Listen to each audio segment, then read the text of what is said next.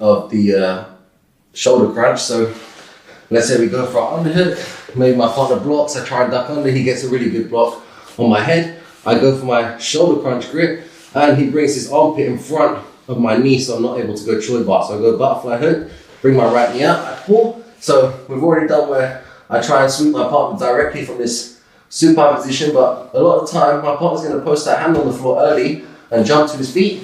So if you get to this position and you haven't gotten any sort of sit up going, it's probably going to be too late. If we go back a little bit, so if we're here, as he puts that hand on the floor, I need to already be trying to sweep him. If I fail the sweep, I need to sit up all the way, right? Once you sit up, sometimes see here my shoulders are almost behind my hips, okay? I might get pushed back down to the floor, which is not what you want, right? So when you do initially sit up, you need to scoot your butt away a little bit.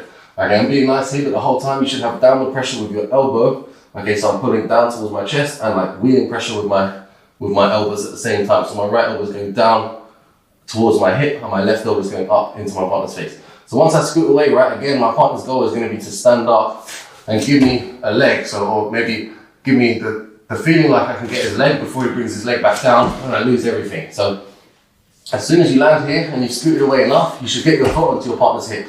Okay, now you can continue scooting away to keep their posture broken. If you just try and keep the butterfly hooks here, there's nothing stopping your partner walking his hips in and just standing up. Okay, yeah. So you need to switch to a post on your partner's hip and scoot your butt away even further. So now I have his posture like horizontal to the floor rather than vertical. Okay, from here, lots of options you can do. For example, if my partner's posture is way too low, I'm probably going to look at a triangle on this side. For the most part, my partner's going to be trying to stand up. Okay, exactly. So his head's going to be too high for me to really hit triangles. So in that scenario, I'm going to start to pull back, and as I pull back, I want to be doing a left side oblique crunch. So as I pull back, I'm going to do a left side oblique crunch, and I'm going to take my partner down to his left.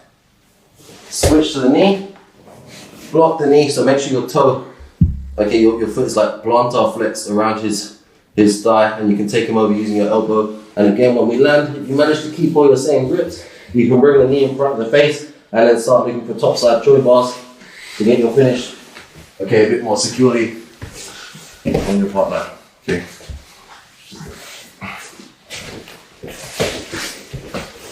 So one at a time.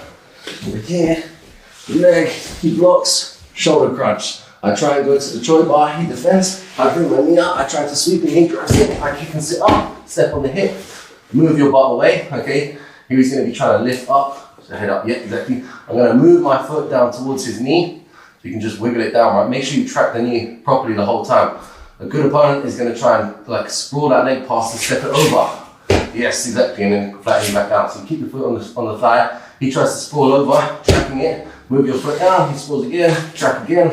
And then I move all the way down to the knee, keep your toes curled forward. Now I pull away from where I'm going to go, look over your shoulder, and I take my partner over to the top position. Okay, if you lose your grips, for example, a good option here is going to be to back step.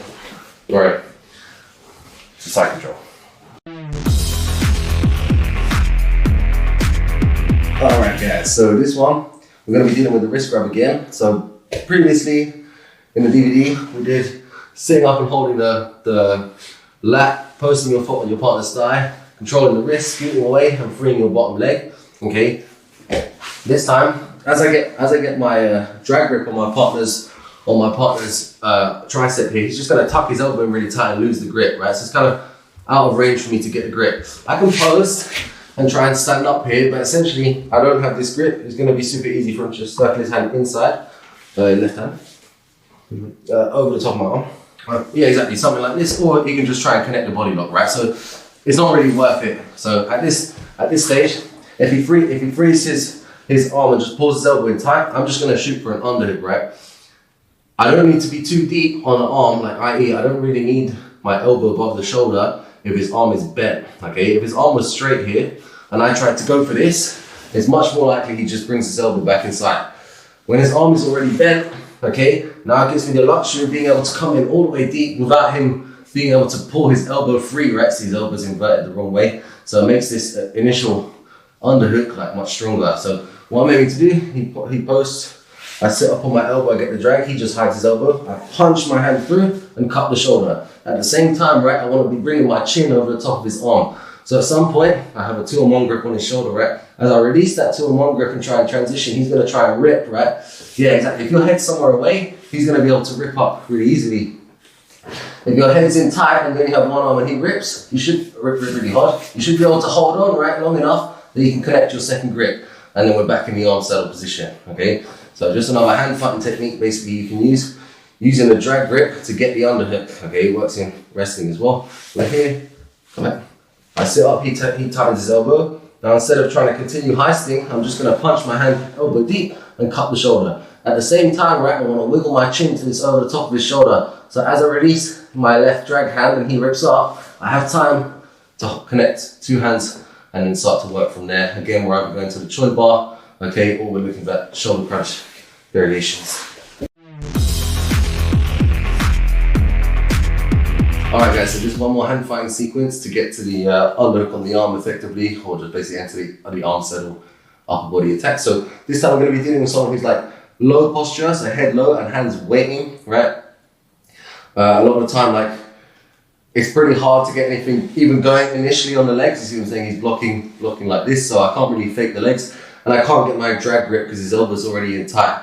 So I need a different way of going about it. So I'm going to go 2-on-1 on the wrist, and I'm just going to pull myself in. So just start shuffling yourself to the inside. So from here, right, I can pull this arm with my left hand. If he tries to keep his elbow tight to his body, go pull your elbow. It's actually pretty easy for me to make enough space for me to wiggle this hand all the way through. So you can just creep your hand through whilst keeping this wrist grip. If I just were to just do this, he would just circle his hand back in anyway. Just circle your hand over the top. Yeah, exactly, yeah. So eventually, right, I can win this. If I dig an underhook, it's like pummeling when you're resting, but you can win it much easier. So if I go to 2-on-1, I pull the grip. So you can have any grip really. The ideal grip would probably be just like on his wrist like this, just trying to bend his wrist and get, like, annoy him basically to make him pull towards him. And then I'm gonna switch to top of the wrist grip, and he's gonna keep his elbow pinched in. Now I'm just gonna go my fingertips and wriggle my arm all the way through till I can catch his shoulder. Obviously here, he can't pummel his arm back in because I'm holding it. I'm gonna bring my chin to the shoulder again, and then as I let go of his wrist, there's gonna be an opportunity for him to rip away, go for it. And I hold on and then connect my grip. Once you connected your grip, we're back to our previous series, pushing, okay, etc. All going for the shoulder crunch. So one more time. Starting here, partners in a low posture and then just waiting. I'm gonna look for 2-on-1 grip, start to edge my shoulder towards him, so I'm basically pointing my head at that shoulder. Then I start to creep this hand through where I can pull with my arm to give me